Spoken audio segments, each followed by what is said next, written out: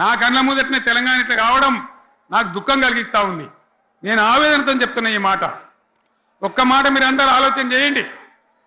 తెలంగాణలో భూముల ధరలు ఎట్లుండే?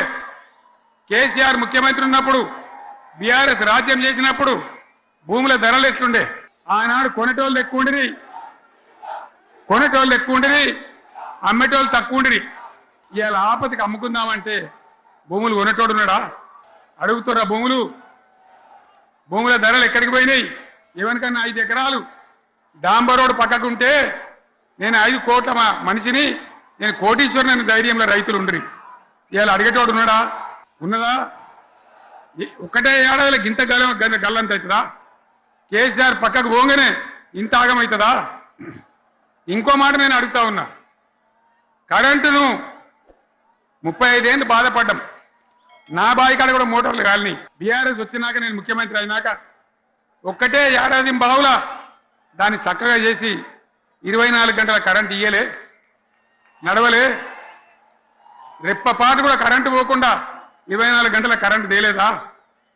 మరి మా అంత సిపాయిలు లేరంటే కేసీఆర్ మంచిగా ఇచ్చిన కరెంటు మీకు ఎందుకు ఇయ్యే శాతం అయితే లేదు అని చెప్పి నేను అడుగుతా ఉన్నా. తెలంగాణ ప్రజల పక్షాన్ని అడుగుతా ఉన్నా. ఎందుకు ఇలా ప్రజల గోస ఉంచుకుంటా ఉన్నారు? మళ్ళా మోటార్లు కాలుతున్నాయి, ట్రాన్స్ఫార్మర్లు కాలుతున్నాయి, లంచాలు పెరుగుతున్నాయి. అది శాతం అయితే లేదా? మళ్ళీ ఇలా తెలంగాణ పోవన్నా మోటార్ పెట్టడానికి? ఏం దౌర్భాగ్యం ఇది! ఎటువంటి శని నెత్తి మీద పెట్టుకున్నాం మనం? మీరందరూ ఆలోచన చేయాలి.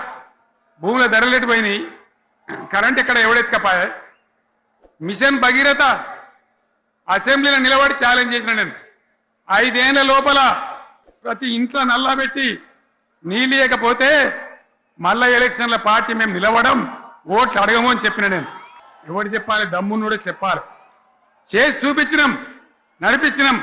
ప్రతి ఇంట్లో నల్లా పెట్టినాం. కృష్ణా గోదావరి నీళ్లు తెచ్చి ప్రతి ఇంటి ముందర దుంకిచ్చినాం. అది మీరందరూ దానికి సాక్ష్యం.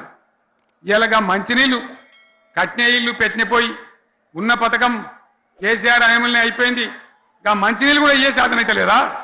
మేము ఇంత సిపాయిలం అంత సిపాయిలం అని ఎగిరెగిరి దుంకితే మాట్లాడితే మంచినీళ్ళు ఇచ్చే కూడా శాతం అయితే లేదా?